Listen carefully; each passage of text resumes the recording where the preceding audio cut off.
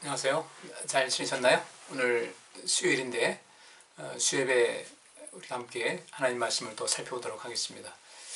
오늘 이렇게 예배하는 것이 아니라 정말 우리 모두가 함께 자유롭게 편안하게 함께 모여서 예배할 수 있는 날이 속히 왔으면 좋겠습니다. 우리 함께 기도하시면서 이 코로나19의 이 상황 속에서 어떻든 우리 신앙이 가라앉지 않도록 또 이 신앙생활 모든 것이 더 유지해서 날마다 새 힘없고 그리고 계속해서 영적인 충전, 우리 온 영혼의 충전이 이어질 수 있는 날이 속히 올 수 있도록 기도해 주시길 부탁드리겠습니다. 오늘은 지난 주일 우리가 살폈던 여호와를 앙망하는 자는 새 힘을 얻으리니 어떤 경우에도 곤비치 아니하고 피곤치 않을 것이다. 어떤 경우에도 우리가 번아웃 되지 아니하고 힘있게 인생을 살 수 있을 것이라고 주께서 말씀하신 것을 좀 더 살펴보도록 하겠습니다. 지난 주일에는 여호와를 앙망하는 자에게 그런 복을 주신다는 것, 그래서 우리가 앙망한다는 것의 뜻을 살폈어요. 이 앙망한다는 것은 1차적으로 하나님과의 관계를 더욱더 돈독하게 한다. 너희가 내 안에, 내 말이 너희 안에 있으면 너희는 무엇이든지 원하는 대로 구하라. 무엇이든지라는 것이 뭐 대단히 많은 거죠. 거기서 무엇이든지, everything, 뭐 모든 것 다 응답할 될 수 있다. 그러니까 이런 데서 우리가 하나님과의 그 관계를 더 새롭게 할 필요성이 있는 것이고요. 또 그런 속에서 우리 삶을 더 힘있게 만들면서 하나님과의 친밀감을 더 높이고 또 하나님께서 원하시는 그런 모든 것, 우리가 주의 말씀이 우리 안에 있는 것, 우리가 주님 안에 있고 또 우리 주님의 말씀이 우리 안에 있어서 그 말씀을 또 실천하고 순종하고 사는 삶이 되면은 그야말로 금상첨화인 것이죠. 우리 인생에서 정말 거칠 것 없이 주님께서 도우시는 가운데 형통하는 인생, 형통이라는 것은 돌진한다, 돌격한다는 것을 말씀드렸어요. 그렇게 앞을 향해서 힘있게 살아나가서 귀신도 또 우리 앞에 무릎 꿇고 또 그 권세로서 우리가 통제할 수 있는 것이고 또 우리가 병든 자에게 손을 얹은 즉 낫는 것이 있고 우리가 어떠한 그것에도 우리가 그 독성에 감염되지 아니하고 이 세상에 생명과 생명력을 줄 수 있는 그런 흔히 말하는 이 세상 온 세상에 온 세상 향해서 온 영혼의 백신이 되는 그런 삶을 살아가야 되겠다. 이것을 좀 관심 있게 보셔야 됩니다. 그래서 지난 주일에는 그렇게 여호와를 앙망하는 자 새 힘 얻는다. 그래서 결코 곤비치 아니하고 피곤치 않을 것이다라고 말씀 내용을 살펴봤는데 이제 그 주된 내용이 이제 그거였으니까요. 근데 그러면 우리가 여호와를 앙망한다는 것에 대해서 어떤 그 사례는 무엇인가? 그 사례를 한번 좀 보시고 그 다음에 우리가 여호와를 앙망하지 못하게 하는 그 이유가 무엇인지에 대해서도 한번 이 하나님 말씀을 통해서 살펴보도록 하겠습니다. 자, 본문 말씀은 여호와를 앙망하는 자 새 힘을 얻으리니, 이건 우리가 머릿속에 두고서 제가 성경 몇 군데를 좀 읽어가면서 하겠습니다. 화면에는 안 나오니까요. 그다음 말씀을 잘 들으시고 또 마음에 두시기 바랍니다. 욥기 30장 24절부터 31절에 이런 말씀이 있어요. 그러나 사람이 넘어질 때 어찌 손을 펴지 않겠으며 재앙을 만날 때 어찌 도와달라고 부르짖지 않겠습니까? 내가 고생하는 자를 위하여 울지 않았던가? 내가 가난한 자를 위해 근심하지 않았던가? 그러나 복이 오기를 기다린 나에게 화가 왔고 빛이 오기를 기다린 나에게 흑암이 오고 말았다. 내 마음이 번거로워 쉬지 못하는구나. 고통의 물결은 끊임없이 나에게 밀어닥치고 있다. 내가 햇빛도 없는 음침한 곳을 거닐며 대중 앞에 서서 도와달라고 부르짖고 있으니 이리의 형제요 타주의 친구처럼 되고 말았다. 내 피부는 검어져서 껍질이 벗겨졌고 내 뼈는 열기로 타고 있으며 한때는 수금과 피리를 소리를 듣던 내가 이제는 탄식과 통곡의 소리만 듣게 되었구나. 여기서 그 욥이 하는 이야기입니다. 나는 고생한 자들을 위해서 울었다는 거예요. 그들과 함께 울어주고 또 단지 우는 것만 아니라 또 다른 욥기에 보면 그랬죠. 언제 내가 고아와 과부와 가난한 자를 보고서 그냥 지나친 적이 있던가. 언제 이 헐벗은 자를 위해서 그를 위해서 옷을 챙겨주지 않은 적이 있었던가. 이런 말씀이 있어요. 그러니까 그는 고생한 자를 위하여 울었다는 것은 무슨 얘기냐면요. 우리가 단순히 눈물만 흘렸다는 것이 아니라 그들을 안타까운 마음으로 바라보면서 그들에게 필요한 것을 채워줬다는 거예요. 또 내가 가난한 자를 위해 근심하지 않았던가. 근심만 한 것이 아니라 그들을 도울 수 있는 그런 힘이 닿는 한 그들을 도와줬던 거예요. 그러면 이렇게 말씀대로 주의 성령이 내게 임하셨으니 이는 가난한 자에게 복음을 전하게 하시려고 그랬어요. 그러면 이런 사람들에게 주께서 성령 주시고 능력 주시고 은혜를 주시고 복 주신다는 얘기 아니겠어요? 그런데 욥은 그렇게 살았으니 그가 갖고 있는 관점 속에 보면은 그가 살아왔던 모든 경험에서 보고 자기가 알고 있는 하나님을 이렇게 살펴봤을 때 그는 어떻게 얘기를 합니까? 내가 적어도 고생하는 자를 위해서 울면서 살았고 가난한 자를 위해서 근심하면서 그들에게 필요한 것을 채워주는 데 힘을 다했다면 그래서 나는 복이 오기를 기다렸다는 거예요. 또 빛이 임하기를 기다렸다는 거예요. 여기서 기다렸다는 것이 어떤 것이냐면 여호와를 앙망한다고 할 때 그 앙망이라는 뜻입니다. 아마 욥은 그렇게 이제 고생하는 사람을 위해서, 가난한 사람을 위해서, 도움이 필요한 사람들을 위해서 그들에게 복음이 되는 삶을 살아갔는데 그 가운데서 이제 복이 오기를 기다렸던 것 같아요. 또 빛이 임하기를 기다렸던 것 같아요. 그럼 여기서 복이라는 것, 빛이라는 것은 무엇이겠습니까? 그가 뭐 더 부자가 돼서 뭐 그런 것이 아닐 거예요. 그는 이미 부자였고요. 이 복이 오기를 그 기다리는 나에게 화가 왔다.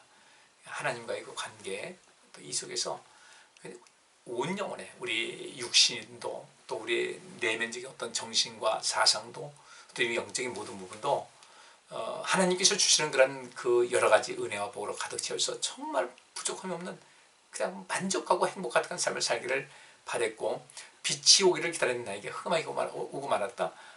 하나님께서 자기 자신을 비춰주는 이런 귀한 은혜, 하나님께서 빛을 비춰주시는 것, 그것을 느끼고 살기로 왔는데 그것을 기다렸는데 오히려 화가 왔고 흑암이 오고 말았다. 지금 그 욥이 이 말씀 기록할 당시, 이 얘기를 할 그 당시의 모습 그대로 있는 겁니다. 그래서 그는 말하기를 내 마음이 번거로워 쉬지 못하고 고통의 물결은 끊임없이 나에게 밀어닥치고 있다. 그 뒤에 있는 말씀 보면 참 한탄하는 거예요. 나는 하나님께 어떤 그 흔히 일반 사람들이 말하는 큰 복을 뭐 기대하거나 그들에게 채워주길 바라는 그런 것이 아니었어도 하나님께서 위로하시고 도우시고 함께 하시는 가운데 더욱더 이렇게 그 고생하는 사람들을 위해서, 인생의 그 고통하는 사람들을 위해서, 또 가난한 사람을 위해서 뭔가를 하기를 원했는데 오히려 그 속에서 화가 왔고 흑암이 왔으니 그들에게 빛이 되어주고 그들에게 복이 되기를 원했던 이런 모든 것이 물거품이 됐다는 것이죠. 그런데 그러면 욥이 이걸로 끝난 거 아닌가? 복이 오기를 기다렸어요. 빛이 오기를 기다렸어요. 근데 화가 왔고 흑암이 오고 말았어요. 그럼에도 불구하고 여러분들 욥기를 뭐 읽어보신 분들은 아시겠지만 욥은 그 가운데서 절대로 하나님을 바라고 하나님을 기다리는 여기에서 포기하지 않았어요. 이 속에서 하나님과의 관계가 더 느슨해지거나 또 흐트러지거나 완전히 끝장나는 걸 원치 않았어요. 아마 이 욥의 절규는 그런 가운데서도 혹시라도 이 어려움 속에서 화가 임했고 흑암이 온 이런 상태에서 혹시라도 자기의 영혼이 하나님과의 그 관계 속에서 멀어질까봐, 자기 삶 속에서 멀어질까봐 두려워하는 이런 그 모습이 담겨 있는 것이죠. 여러분들 욥기 나중에 보면 그렇게 나오잖아요. 결론은 그렇게 나와요. 그리고 결국은 욥이 그렇게 기다렸던 거, 여호와를 앙망했다는 대로 그들 입에서 모든 것에 갑절의 복이 임하게 됐고, 그럼 뭐 눈에 보이는 어떤 것의 갑절의 복이 문제가 아니라 하나님께서 정말 인정하시는, 하나님께서 칭찬하시고 그저 대견해 하시고 만족해 하시고 기뻐하시는 그런 위인이 됐다. 그런 존재가 됐다. 이것만큼 큰 복이 없는 거죠. 그러니까 여호와 하나님께서 인정하시는 그런 사람이에요. 여호와 하나님께서 박수 치시는 사람이에요. 그러니 여러분 어떻게 했습니까? 인생이 곤비하겠어요? 인생 피곤하겠어요? 아니에요. 여러분들 인생 지금 곤비하십니까? 피곤하십니까? 하나님 가까이 하시고 하나님과 꼭 이 내면적으로 관계성 속에서 아주 밀착된 상태가 되셔서 친밀한 상태 되셔서 여러분 가는 모든 길에 정말 곤비함이나 피곤함이나 흑암이나 이런 화가 임하지 않고 멋지게 세상을 살아갈 수 있는 여러분 되시기를 부탁을 드리겠습니다. 그 다음에 이제 이 시편 25편 2절부터 5절까지 보면 이런 말씀이 있어요. 나의 하나님이시여 내가 주를 의지합니다. 내가 부끄러움을 당하지 않게 하시고 내 원수들이 나를 이겨 기뻐하지 못하게 하소서. 주를 신뢰하는 자는 부끄러움을 당하지 않나 주를 배반하는 자는 부끄러움을 당할 것입니다. 여호와여 주의 뜻을 나에게 보이시고 주의 길을 나에게 가르치소서. 주의 진리로 나를 인도하시고 가르치셔서 주는 내 구원의 하나님이시므로 내가 하루 종일 주만 바라봅니다. 이게 마지막 부분인데, 주는 내 구원의 하나님이시므로 내가 하루 종일 주만 바라봅니다. 이거예요. 여호와를 앙망한다는 것은 하루 종일 뭐 그렇게 했다고 해서 뭐 하루 24시간 전체를 하나님만 바라본다는 그런 것이 아니겠죠. 뭐 여러 가지 일도 할 수 있는데 어떤 일을 하면 거기에 몰입해야지 딴 데 마음 뺏기면 안 되잖아요. 그런데 그렇지 않은 경우에는 늘상 주님만 바라보고야 내가 하루 종일 계속 하나님만 바라봤다는 거예요. 하나님을 바라보는 거, 하나님을 기대하는 거예요.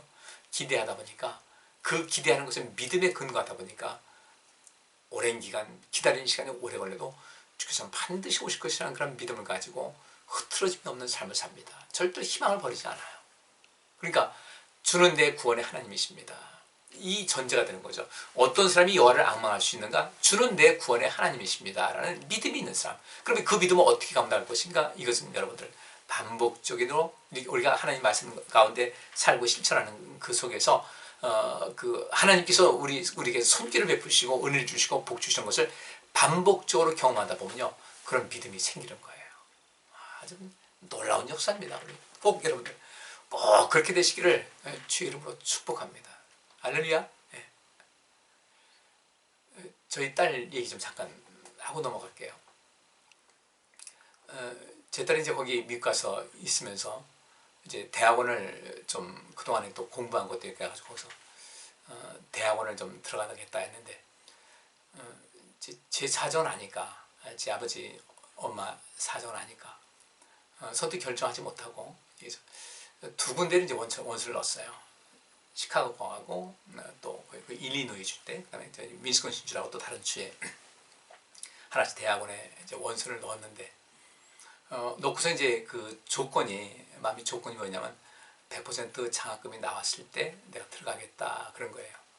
근데 거기 있는 분들도 한국 교포들도 그렇고 100% 쉽지 않을 텐데. 그래서 제가 한 80%만 나면 어떡하냐. 뭐 이 나이에 엄마 아빠 더 부담 주고 싶지 않다고. 그렇지 않아도 지금도 엄마 아빠에게 지금 짐이 되고 있는데 그거 하고 싶지 않다고. 근데 두 군데가 다 합격은 했어요. 근데 이제 장학금을 얼마나 주냐가 문제예요. 근데 한 군데서 장학금 왔는데 10%만 준다고 그런 거예요. 그러니까 아빠 나 괜찮아요. 나 그냥 들어가면 돼요. 근데 보니까 좀 낙심된 모습이 보이잖아요. 근데 1년이면은 한 두 학기, 한 학기 한 3천만 원씩 등록금이 들어가는데 굉장히 비싸죠, 미국은요. 돈 있는 사람들한테는 그렇게 받고 또 이제 좀 어려운 사람들은 또 장학금 주고 이제 그렇게 하는 거예요. 그냥 가게 오겠다고. 근데 이제 한 군데 거기가 더 학교가 더 규모가 있고 그래서 더해서 아마 거기는 여기도 그런데 그게 될 가능성 없을 거라고. 근데 참 그 부모 마음이라는 것이 그래요. 그 돈 때문에 거기 가서 뭐 하고 싶은데 돈 때문에 못 온다는 걸. 그렇다고 제가 거기서 야 아빠가 팁 대줄 테니까 등록금 대줄 테니까 그렇게 하라고 할 수 있는 능력이 제게 없는 거잖아요. 옛날에 제가 대학교 들어갈 그 나이쯤 돼서 많은 부모님들이 그랬어요. 자식들이 대학 들어간다고 할 때 부모님은 등록금 대줄 능력이 없으니까 내신 뭐 가지 말라 뭐 한다 하는 것이 하지 못하고 내신 떨어졌으면 좋겠다는 그 마음을 가진 분들이 많이 있었거든요. 근데 제가 저 자신도 좀 초라해지고 막 아이한테 제 딸한테 미안하고 초라해지고 마음이 영 편치 않았어요. 지금 며칠 동안. 근데 오늘 연락이 왔어요. 연락이 왔는데 또 이제 그 어떻게 왔는가. 일단 된 거예요. 100% 장학금 준다. 그런데 또 딸이 이제 또 걱정되는 것이 학교가 지금보다 좀 멀어져 가지고 가는 데만 40분, 오는 데 40분. 그러다 보니까 이제 또 거기 차 없이는 못 사는 사이니까 연료비도 들어가는 것도 걱정이 되고, 또 이제는 거기 들어가게 하면 의료 보험비를 내야 되는데 의료 보험도 좀 혼자 하긴 하지만 좀 부담도 있고 하니까 그걸 선뜻 얘기를 못 하는 거예요. 어떻게 한다 그래서 그것만큼은 내가 해줄 테니까 그냥 열심히 공부해라. 그냥 거기까지 갔는데 그거 마저 하고 올 수 있어야지. 그러니까 지금 그동안 가 있던 것은 이제 대학원을 가야 되는데 이제 영어도 더 훈련을 해야 되고 또 피아노도 많이 거기서 연습해서 이제 대학 학부하고 이 석사 그 사이 속에서 과정을 이제 그동안 했던 것인데 영어 이게 지금은 토플 시험이 안 돼요. 이 코로나 때문에. 그래서 또 다른 방식으로 이제 시험을 보는 것이 있는데 그 시험에서 그 학교에서 원하는 점수가 나왔어요. 그러면 바로 이제 뭐 랭귀지 코스 안 거치고 할 수 있는 것에서 나오긴 나왔는데 또 그것 때문에 또 걱정되는 거예요. 그것도 또 뭐 14배 더 들어가고 그래서 그건 해주더니 어쨌든 내가 더 허리를 쪼여서라도 내가 해주겠다 이렇게 했는데 제가 이제 오늘 왜 이런 말씀드리냐면은 제 마음이 근심되고 좀 부모로서 자식한테 좀 안쓰러움도 있고 미안함도 있고 그랬는데 하나님께 기도했어요. 하나님, 제 마음이 이렇게 참 편치 않습니다.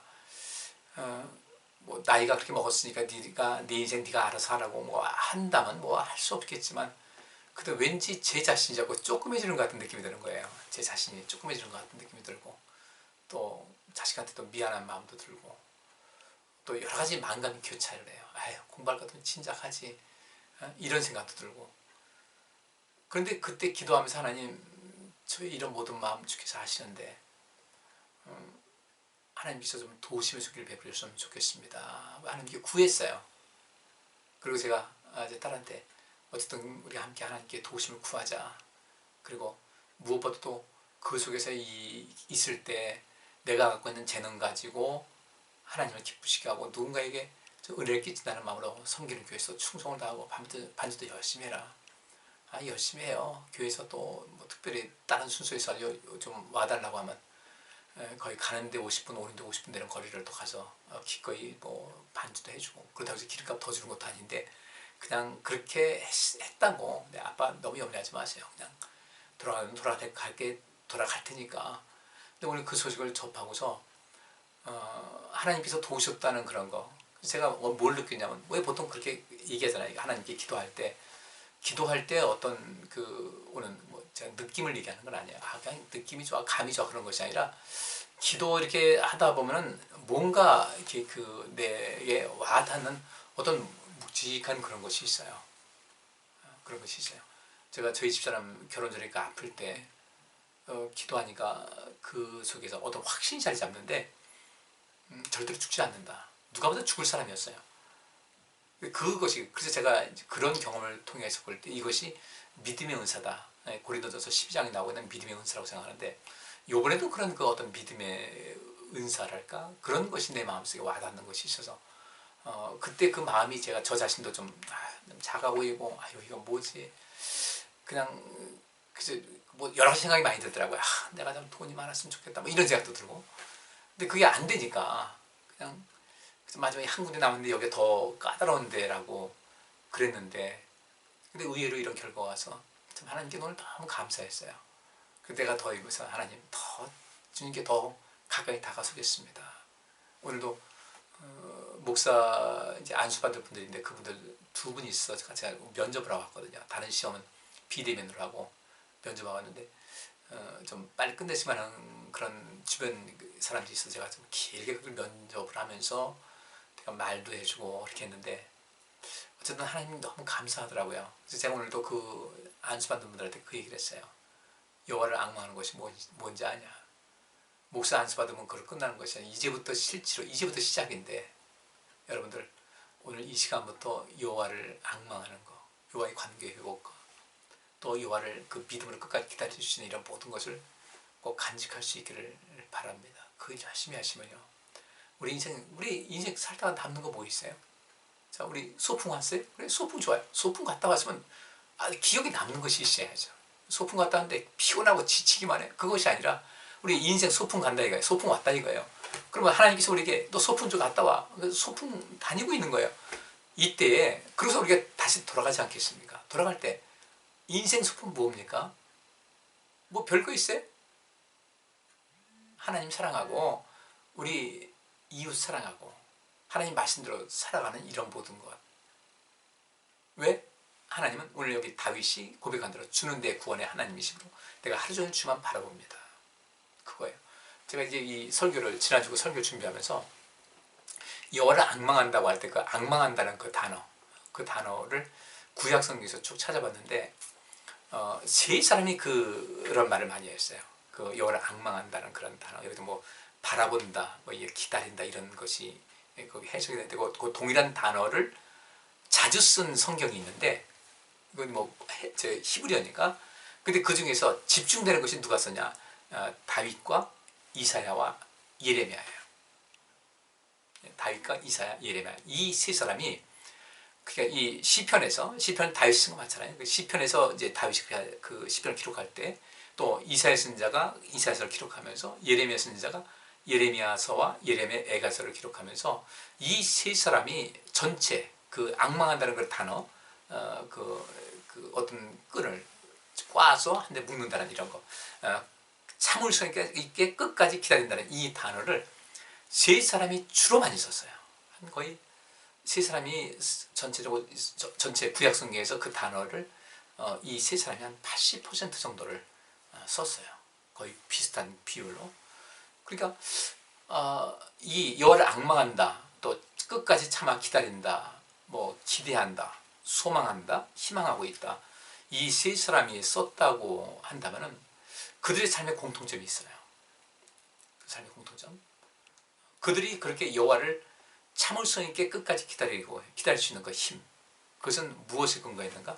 하나님에 대한 절대적인 신뢰거든요. 그래서 이 다윗도 이 시편에서 보면은 희망의 메시지입니다. 그러니까 이 여호와를 앙망하는 자 세임 얻는다고 한 그 말을 다시 썼다는 것은 다윗도 그 여호와를 앙망한다는 그 단어, 앙망한다, 희망한다, 끝까지 참아 기다린다 이 단어를 많이 썼는데 그 단어를 언제 썼냐 보면 시편 전체 그 전반부에 많이 썼어요. 그리고 그가 사울에게 쫓기고 있을 때, 굉장히 곤고한 그런 상황이 있을 때, 그때 그는 그 여호와를 앙망한다는 그 단어를 자주 썼어요. 이사야 역시 마찬가지죠. 이사야도 전반부 후반부 이제 40장을 기준으로 해서 전반부 후반부 이렇게 기록이 되고 있는데 그 특별히 후반부에서 그 앙망한다는 말이 많이 있습니다. 전반부에서는 뭐 하나님께서 이스라엘 백성들을 책망하고 또 하나님께서 진노하시고 하는 그런 것이 나오는데 40장 후반절부터는 이제 그 희망의 메시지가 보이는데 거기서 이 앙망한다, 끝까지 참아 기다린다, 바라본다, 희망한다 이런 말을 자주 썼어요. 여러분들 또 예레미야 선지자는 뭐 거의 그 이사야 선지자는 그 예레미야보다 훨씬 앞에 살았던 사람이니까. 그런데 예레미야는 함께 남쪽 유다 왕국의 멸망을 함께하는 그런 삶이었어요. 순장조라고 할까요? 뭐 그렇게 이 세상은 그렇게 얘기하더라고요.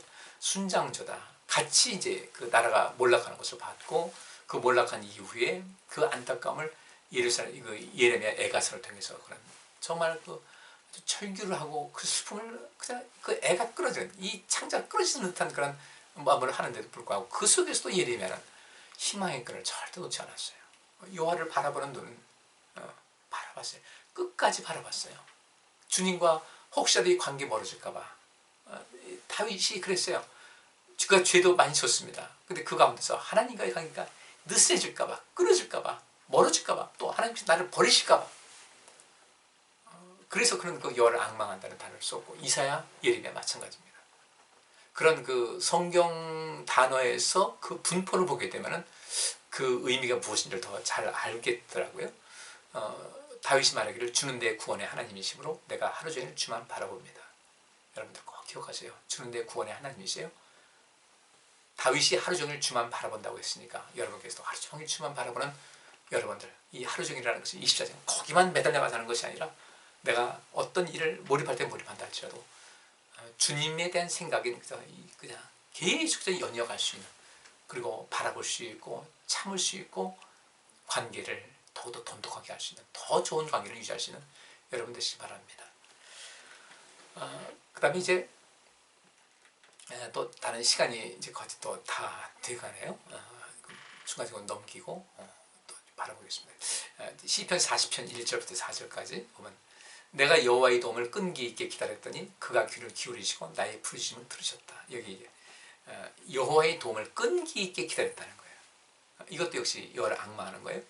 그 다음에 이제 4절 보면 중간에 생략합니다. 4절 보니까 여호와를 의지하고 교만한 자와 거짓된 신을 쫓는 자를 우러러보지 않는 사람은 복 있는 자이다.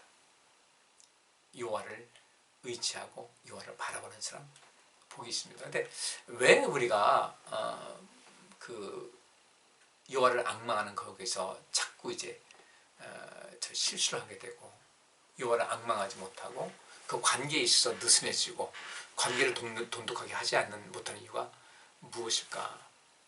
아까 이제 이사야 선지자가 그 앙망한다는 단어를 좀 자주 썼다고 말씀드렸는데 이사야서 5장 1절부터 7절 보면 이런 말씀이 있어요. 내가 사랑하는 자와 그의 포도원에 대하여 노래하리라. 내 사랑하는 자에게는 비옥한 야산의 포도원이 있어 땅을 파서 돌을 없애고 제일 좋은 포도나무를 심었다. 그가 그곳에 망대를 세우며 포도즙 짜는 틀을 만들어 놓고 좋은 포도가 맺히기를 기다렸으나 쓸모없는 포도가 맺혔구나. 그래서 내 사랑하는 자가 말한다.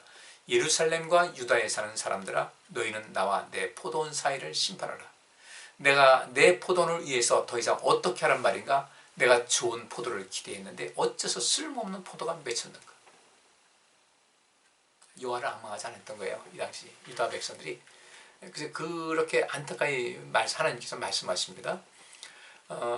이제 내가 내 포도원을 어떻게 해야 할지 너에게 말하겠다. 내가 울타리를 걸어 내 포도원을 짐승에게 짓밟히는 풀밭이 되게 할 것이며 내가 가지를 치거나 북을 돋우지 않고 찔레나 가시가 그대로 자라게 하여 황무지가 되게 할 것이며 내가 또 구름에게 비를 내리지 말라고 명령할 것이다. 이스라엘은 전능하신 여호와의 포도원이며 유다 사람은 그가 심은 포도나무이다. 여호와께서는 이들이 공정하고 옳은 일을 하기를 바랐으나 그들은 살인을 일삼았으며 여호와께서 선한 일을 기대하셨으나 고통당하는 자들의 부르짖는 소리뿐이었다. 여호와를 앙망하지 못하고 여호와를 앙망하지 않는 이유가 뭐겠습니까? 하나님께서 왜 이 극상품 포도나무를 심었는데 열매가 이렇게 될 수 있겠어요? 왜? 열매가 부실했다는 것은 다른 것이 아니에요. 울타리를 헐어버려서 짐승들이 와가지고 그것을 자꾸 뜯어먹고 하는 거예요. 잎도 따먹고 뭐가 저기 열매 좀 맺히면 따먹고 또 가지를 치거나 북을 돋우지 않는다. 가지치기도 해줘야 되고 갖고 있는데 그거 안 하겠다. 찔레나 가시가 그대로 자라게 해요. 여러분들 이 찔레나 가시 이 잡초 얼마나 생명력 강해요. 그래서 그거 뽑아줘야 이게 잘 자라는데 내가 그냥 그대로 자라게 할 것이다. 그래서 황무지가 되게 할 것이다. 그리고 구름에게 비를 내지 말라고 명령할 것이다. 그들이 여호와를 앙망했으면요, 여호와를 바라보고 하나님과의 관계를 끊임없이 이어갔으면요, 이런 일이 절대로 있지 않는 거예요. 근데 그들이 하나님과의 관계를 단절했어요. 그래서 이런 일이 생기는 거예요. 왜 단절할까? 이유는 단 한 가지입니다. 자기 육신의 편안함, 육신의 일락, 이 육신의 즐거움, 물질에 대한 욕심, 내 것만을 챙기고자 하는 이런 모든 것. 그러니까 여기서 그렇게 말했어요. 이스라엘은 전능하신 여호와의 포도원이며 유다 사람은 그가 심은 포도나무이다. 이스라엘은 이 전체 이 나라 땅덩어리는 이 여호와의 포도원이다. 유다 사람은 그가 심은 한 그루의 포도나무인데 하나님께서는 그렇게 그를 심고 포도원 되는 그 유다의 백성들 심은 포도나무가 됐어요. 온 세상에 이렇게 다 심었는데 그들이 그렇게 하는 것은 왜 그렇게 하셨는가? 그들이 공정하고 옳은 일을 하기를 바랐으나 그들은 살인을 일삼았다. 여러분들, 제가 늘상 말씀드리죠. 오늘 그 목사 그 안수받는 분들하고 이야기를 하는데 한 분이 그런 얘기를 하더라고요. 우선 지금 직장생활을 하고 있어요. 근데 이제 목사 안수받으면 이제 다음에 목회를 하는데 저는 감이 좀 부디어서 이 세상 돌아가는 것에 별로 그렇게 별로 관심이 없고 지금 이 코로나 시대인데 어려움을 모르겠어요. 이건 아닌데 그 생각을 했어요. 코로나 때문에 지금 어려움 당하는 사람들이 얼마나 많은데 그 어려움 당하는 사람은 알아야 그들을 위해서 기도할 수 있는 것인데 그 제가 이제 얘기해 줬어요. 그 감각을 키워라. 공감 능력이 있어야 된다. 공감 능력은 인생 행복하게 살아갈 수 있는 아주 중요한 요소다. 공감 능력이 없으면 하나님 마음을 이해하지 못해요. 이러면은 공감 능력이 있으니까 하나님 대신 눈물을 흘릴 줄 아는 사람이었어요. 다윗 공감 능력이 있었어요. 오늘 여기 이사야 있었어요. 근데 그런 공감 능력이 없어요. 내가 지금 현재 살아가고 있는, 내가 지금 신앙생활을 하고 있고 인생 살아가는데 주님께서는 지금 나를 보고 뭐라고 하실까? 그 공감 능력 없으면 어려워요. 인생 행복해지기가 어려워요. 그래서 이 공감 능력은 계속해서 키우셔야 돼요. 그러니까 이 감정적인 요소를 더 초월하는 어떤 것입니다. 이 감정과 이 이성과 행동이 이 어우러지는 가운데 오는 굉장한 열매인데 그렇게 하셔야 돼요. 그래서 제가 여러 번 말씀드리죠. 이 세상을 향해서도 우리 대한민국이라는 나라도 그렇고 이 세상을 향해서도 여러분들은 지금 이 나라가 공정한 나라가 되고 있는가, 옳은 일을 하고 있는가. 지금 이 권력을 국민들이 그들의 권력을 위임했거든요. 권력은 절대로 그들의 것이 아니에요. 국민들이 그들에게 권력을 통해서 이 나라를 잘 돌보고 우리도 잘 챙겨라, 우리 행복하게 그랬는데 그걸 가지고 자기들 배만 채운다. 근데 우리가 하나님 믿는 백성들이 거기에 대해서 그 공정하지 못하고 옳지 못한 어떤 그 상황이 됐을 때 그들 내버려둔다? 안 되는 거죠. 그러면 우리 인생이 내 삶의 포도원이 짓밟혀요. 최극상품 포도나무로 삼아주셨는데 우리가 공정하고 옳은 일을 하지 않게 되면요, 나는 들포도 맺힐 수밖에 없는 거예요. 그들은 공정하고 옳은 일을 하기를 바랬으나 그들은 살인을 일삼았다. 직접 사람을 죽인 것이 아니라 공정하고 옳게 하지 않기 때문에 그 속에서 너무나 많은 피해자를 양산하는 거예요. 그들의 삶이 주저하는 생명력을 잃어버리는 거죠. 생명력을 잃게 하는 것이 살인 아니겠어요? 그죠? 누군지 라가 누군가를 바보로 하는 사람은 살인하는 자다. 미워하는 것을 살인하는 것이다. 그 미워함을 통해서 그 사람의 삶의 용기를, 생명력을 차단해버리고 깎아내리는 것이 살인 아니겠어요? 그리고 여호와께서 선한 일을 기대하셨으나 고통하는 당하는 자들의 부르짖는 소리뿐이었다. 선한 일을 우리를 세우고 선한 일을 기대했는데 주변 보니까 우리 때문에 그들이 그 선한 열매를 받고 행복해야 되는데 선한 일을 기대했는데 주변에 보니까 사방팔방 고통당하는 사람들이 부르짖는 소리밖에 없더라 이거죠. 여호와를 앙망하지 않게 되면 문제가 생깁니다. 어떤 문제? 우리가 하나님 반대편에 서 있어서 내 인생의 황무지가 돼버려요.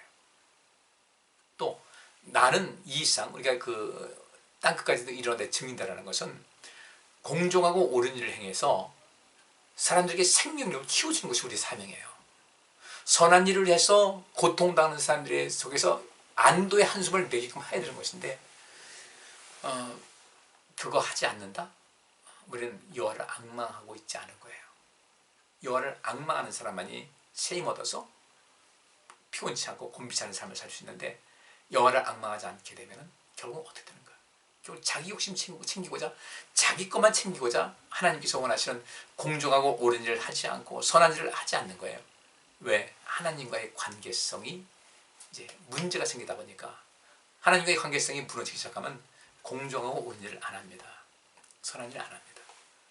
자, 여러분들 이 코로나 상황 속에서 신앙관리 잘하자고 하는 것은 몸 멀어지면 마음 멀어진다.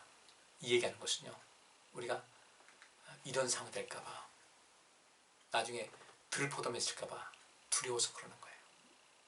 오늘 여기서 마치겠습니다. 더 말씀하면 좋은데 뭐 이제는 다 알아들으셨겠죠? 여호와를 앙망하는 자 셈 없습니다.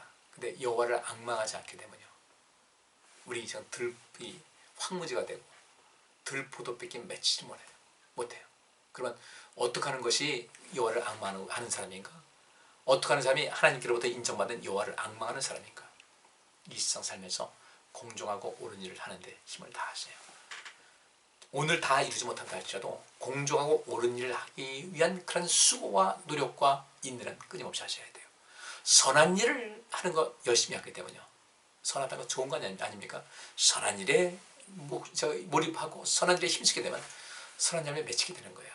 그 맺히는 게 뭐예요? 세임 받는 거예요. 성령 받습니다. 절대로 인생 살면서 피곤하고 곤비지 않습니다. 우리 성도님들 그렇게 꼭 살아가시기를 주의 이름으로 축복합니다. 기도합니다. 하나님 감사합니다. 저희들 오늘 말씀 들은 대로 의롭고 공정한 일, 공정하고 옳은 일을 행하는 것에 힘을 다하고 또 선한 일을 하는데 힘을 다할 수 있는 저희들 되기 원합니다. 여호와를 앙망하는 사람들은 그렇게 살아가는 것을 잘 알고 있습니다.